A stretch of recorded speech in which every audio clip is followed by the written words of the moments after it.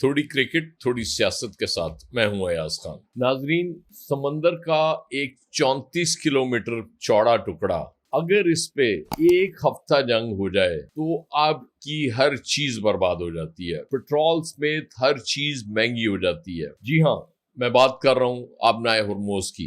ये वो टुकड़ा है जिसे पासदारान इनकलाब जियोपॉलिटिकल हथियार समझते हैं और उन्हें ये समझ आ गई है कि अगर उन्होंने मगरिब को झुकाना है तो इससे बेहतर हथियार उनके पास नहीं है। अब वो जब भी हालात उनके काबू से बाहर होंगे वो इसको बंद करेंगे। वहां वो एक जहाज को या दो जहाजों को, बहरी जहाज जो गुजरने वाले हैं उनको निशाना बनाएंगे, वहां से आग के शोले बुलंद होंगे और उसके बाद उसकी तपिश अमरीकी सदर डोनाल्ड ट्रंप तक पहुंचेगी और फिर वो जवाबी हमले करेंगे ईरान पे, जैसा कि उन्होंने कल किया। ईरान के 180 मकामात पे हमले किए जिसमें बंदर अब्बास, चासिक और कैशम जजीरा शामिल है। फिर ईरान भी जवाबी कार्रवाई करता है और 4 गल्फ स्टेट्स को निशाना बनाता है जिसमें कुवैत, बहरीन, उर्दन और कतर शामिल हैं। और इन हमलों के बाद कतर कहता है कि भाई हमारी तो तौबा, हम तो कोई अब सालसी नहीं कर रहे, अब कोई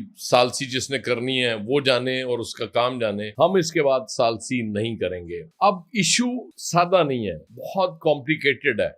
वो बात तो अपनी जगह मौजूद है अभी भी कि फुल फ्लेजेड वॉर शुरू नहीं हो रही। अमेरिका सेंटकॉम हमले करता है, उसके बाद अनाउंस करता है कि जी हमने टारगेट अपने हासिल कर लिए, और फिर डोनाल्ड ट्रंप की एक स्टेटमेंट आती है कि हमने ईरान की वो सलाहियत भी खत्म कर दी जिसके तहत वो बहरी जहाजों को वहां निशाना बनाता है। अब ईरान उसके बाद फिर आबनाए हुर्मुज को बंद कर देता है और ट्रंप साहब उसको दावा करते हैं कि अब वो बंद नहीं कर सकेगा क्योंकि हमने उसकी सलाहियत खत्म कर दी। और ये हम आज से नहीं सुन रहे, एक मुद्दत से ये सुन रहे हैं कि यही हो रहा है। लास्ट मंथ जून में जब MOU हो गया तो लगा था दुनिया को कि हम अमन की तरफ जाने लगे हैं, लेकिन उसके बाद फिर जुलाई में चीजें आपके सामने हैं, फिर से मईशतें तबाह होना शुरू हो गई हैं, फिर से स्टॉक मार्केट्स क्रैश होना शुरू हो गई हैं। ये सारा सिलसिला फिर वहीं पे आ गया जहां से ये शुरू हुआ था और लग रहा था कि अब दुनिया अमन की तरफ बढ़ने लगी है और ये दोनों मुल्क अब जंग नहीं करेंगे। और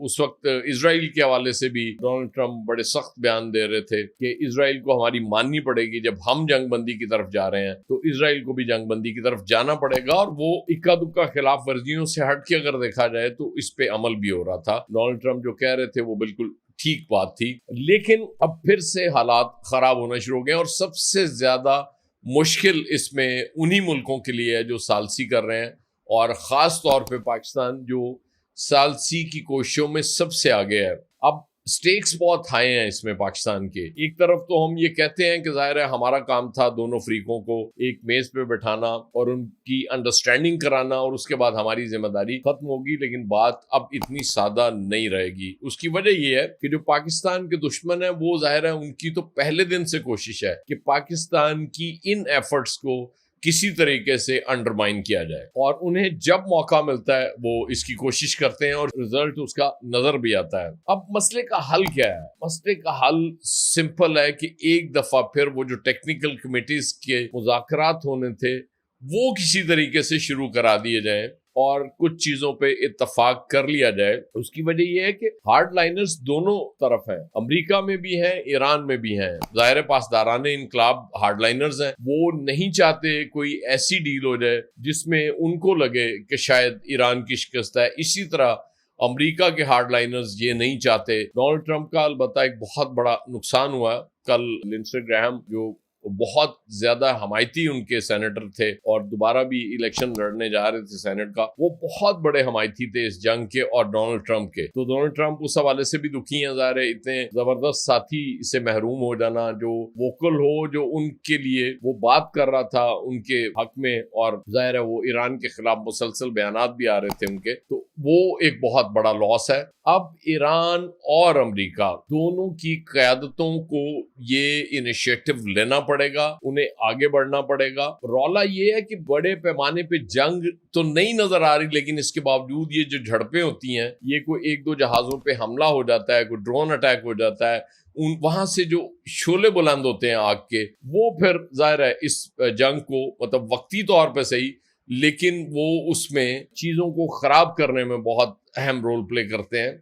तो जब तक दुनिया के और ममालिक प्रेशर नहीं डालेंगे, अब पाकिस्तान अकेला कुछ नहीं कर पाएगा इसमें, ये मैं आपको बता दूं। उसकी वजह ये कि जब कतर भी ये कह रहा हो कि जी हम तो अब सालसी नहीं करेंगे क्योंकि हमारे ऊपर तो अटैक हो रहे हैं, अब देखना ये है कि क्या ये गल्फ स्टेट्स अमरीकी मफादात के लिए अपनी सरजमीन इस्तेमाल होने दे रही हैं, जो कि जाहिर है वो इसको एतराफ तो नहीं करेंगे, और वो किस तरह से रोक सकती हैं इसको, ये सबसे इंपॉर्टेंट है। क्योंकि कुछ हल्के ये भी कह रहे हैं, कुछ जराए कह रहे हैं कि यूएई भी इन्वॉल्व हुआ है, यूएई पे भी अटैक हुआ है ईरान का, जो कि जाहिर है रोक लिया गया। लेकिन ये चीजें, इसको जो हम नजर आ रहा था, जंगबंदी तो खैर खत्म हो चुकी, वो तो डोनाल्ड ट्रंप कह चुके हैं कि अब ईरान के साथ कोई जंगबंदी नहीं, दोबारा इस जंगबंदी तक पहुंचने के लिए, और वो जो एमओयू साइन हो गया था उस तक पहुंचने के लिए अब बहुत एक्स्ट्रा मेहनत करना पड़ेगी, एफर्ट करना पड़ेगी, वरना इस तरह से झड़पें होती रहेंगी। ईरान किसी एक या दो जहाजों पे हमला करेगा, अमेरिका फिर उसके